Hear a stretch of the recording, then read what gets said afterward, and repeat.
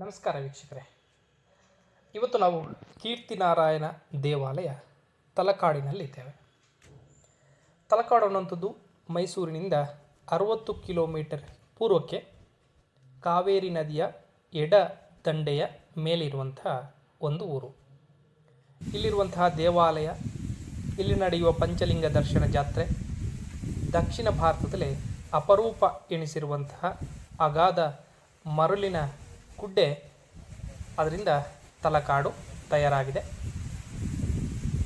ತಲವಣಪುರ ಹಾಗೆ ಗಜಾರಣ್ಯ ಕ್ಷೇತ್ರ ಅಂತಲೂ ಕೂಡ ಇಲ್ಲಿಗೆ ಹೆಸರಿದೆ. ಪ್ರಸಿದ್ಧವಾದ ತಲಕಾಡಿನ ಪ್ರಾಚೀನತೆಯ ಕ್ರಿಸ್ತಪೂರ್ವ ಶತಮಾನಗಳಿಗೆ ಅದು ಸೇರುತ್ತೆ. ತಲಕಾಡಿನ ಗಂಗರೆಂದೇ ಪ್ರಸಿದ್ಧರಾಗಿದ್ದಂತಹ ಪಶ್ಚಿಮ ಗಂಗರು ತಲಕಾಡನ್ನು ಕ್ರಿಸ್ತಶಕ 8ನೇ ಶತಮಾನದ ವೇಳೆ ತಮ್ಮ ರಾಜಧಾನಿಯನ್ನಾಗಿ ಮಾಡಿಕೊಂಡಿರ್ತಾರೆ. ನಂತರ 1ನೆಯ ರಾಜ ಚೋಳರಾಜ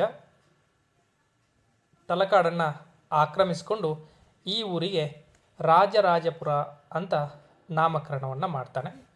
ಚೋಳರಿಂದ ತಲಕಾಡನ್ನು ವಶಪಡಿಸಿಕೊಂಡಂತಹ ಹೊಯ್ಸಳ ವಿಷ್ಣುವರ್ಧನನು ತಲಕಾಡುಗೊಂಡನೆಂದೇ ಪ್ರಸಿದ್ಧನಾದ. ಹೊಯ್ಸಳರ ನಂತರ ತಲಕಾಡು ವಿಜಯನಗರ, ಮೈಸೂರು ಒಡೆಯರ್ ಅವರ ಆಳ್ವಿಕೆಯಲ್ಲಿತ್ತು. ಕ್ರಿಸ್ತಶಕ 17ನೇ ಶತಮಾನದಲ್ಲಿ ಸಂಭವಿಸಿದಂತಹ ಒಂದು ನಿಗೂಢ ನೈಸರ್ಗಿಕ ವಿಕೋಪದಿಂದಾಗಿ ಪ್ರಾಚೀನ ತಲಕಾಡು ನಗರ ಸಂಪೂರ್ಣವಾಗಿ ಗಾಳಿಯಲ್ಲಿ ತೂರು ಬಂದಂತಹ ಮರಳಿನ ರಾಶಿಯಡಿ ಮುಚ್ಚಿ ಹೋಗಿದೆ ಅಂತ ಹೇಳಲಾಗುತ್ತೆ. ಈಗಿರುವ ಹಳೆ ತಲಕಾಡು ಊರಿನ ಭಾಗ ಕ್ರಿಸ್ತಶಕ 1819ನೇ ಶತಮಾನದಲ್ಲಿ ನಿರ್ಮಿತವಾದಂತಹ ಊರು. ಗಂಗರು, ಚೋಳರು, ಹೊಯ್ಸಳರು ಹಾಗೆ ವಿಜಯನಗರ ಕಾಲದ ತಲಕಾಡು ನಗರ ಹಳ್ಳಿಯ ಮರಳು ರಾಶಿಯ ಅಡಿಯಲ್ಲಿ ಮರೆಯಾಗಿರುವಂಥದ್ದು. ತಲಕಾಡಿನ ಕೀರ್ತಿನಾರಾಯಣ ದೇವಾಲಯ ಹೊಯ್ಸಳ ಪ್ರತಿಷ್ಠೆ ಕ್ರಿಸ್ತಶಕ 1117ರಲ್ಲಿ ಹೊಯ್ಸಳ ವಿಷ್ಣುವರ್ಧನನು ಈ ದೇವಾಲಯವನ್ನು ನಿರ್ಮಾಣ ಮಾಡಿದ್ದಾನೆ ಅಂತ ಹೇಳಲಾಗುತ್ತೆ. ಪೂರ್ವಾಭಿಮುಖವಾದ ಈ ದೇವಾಲಯ ಕಣಶಿಲೆಯಲ್ಲಿ ನಿರ್ಮಿತವಾಗಿದೆ. ಈ ದೇವಾಲಯದಲ್ಲಿ ಗರ್ಭಗೃಹ, ಅರ್ಧಮಂಟಪ ಮತ್ತು 3 ಪ್ರವೇಶ ದ್ವಾರಗಳು ಇಲ್ಲಿ ಇವೆ. ಈ ದೇವಾಲಯಕ್ಕೆ ವಿಜಯನಗರ ಕಾಲದಲ್ಲಿ ದ್ವಾರಮಂಟಪವನ್ನು ನಿರ್ಮಾಣ ಮಾಡಲಾಯಿತು. ದೇವಾಲಯದಲ್ಲಿ ಪ್ರಾಕಾರದ ಕುರುಹುಗಳಿವೆ. ಕಣಶಿಲೆಯಲ್ಲಿ ನಿರ್ಮಿತವಾದರೂ ಕೂಡ ನವರಂಗದ ಮಧ್ಯದ 4 ಕಂಬಗಳು ಬಲಪದ ಕಲ್ಲಿನಿಂದ ನಿರ್ಮಾಣ ಮಾಡಲಾಗಿದೆ. ಹೊಯ್ಸಳ ಶೈಲಿಯಲ್ಲಿ ಸುಂದರವಾಗಿ ಮತ್ತು ಸೂಕ್ಷ್ಮವಾದಂತಹ ಕೆತ್ತನೆಗಳು ಇಲ್ಲಿ ಇವೆ.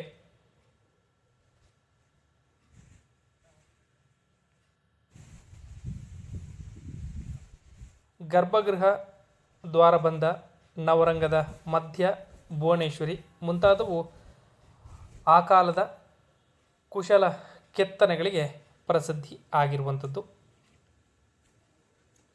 ಗರ್ಭಗೃಹದ ಮೂಲಮೂರ್ತಿ ನಾರಾಯಣ ಅಥವಾ ಕೀರ್ತಿನಾರಾಯಣ ಮಹದಾಕಾರವಾಗಿ ಚತುರ್ಬಾಹುವಾಗಿ ಸಮಭಂಗದಲ್ಲಿ ಅದನ್ನು ಕೆತ್ತಲಾಗಿದೆ.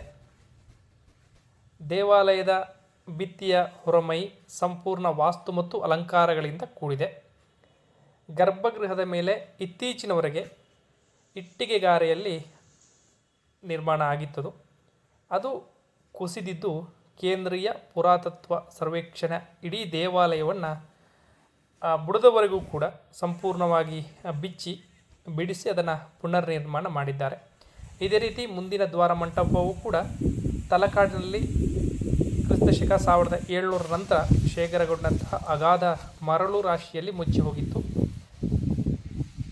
ಈ ದ್ವಾರ ಮಂಟಪವನ್ನು ಸಹ ಕೇಂದ್ರೀಯ ಪುರಾತತ್ವ ಸರ್ವೇಕ್ಷಣದವರೇ ಯಥಾವತ್ತಾಗಿ ಪುನರ್ ನಿರ್ಮಾಣ ಮಾಡಿದ್ದಾರೆ. ಈಗ ನೀವು ನೋಡ್ತಾ ಇರುವಂಥದ್ದು ಕೀರ್ತಿನಾರಾಯಣ ದೇವಾಲಯ. ಇದು ತಲಕಾಡಿನಲ್ಲಿದೆ. ಮೈಸೂರಿನಿಂದ ಸುಮಾರು 60 ಕಿಲೋಮೀಟರ್ ದೂರಕ್ಕಿದೆ.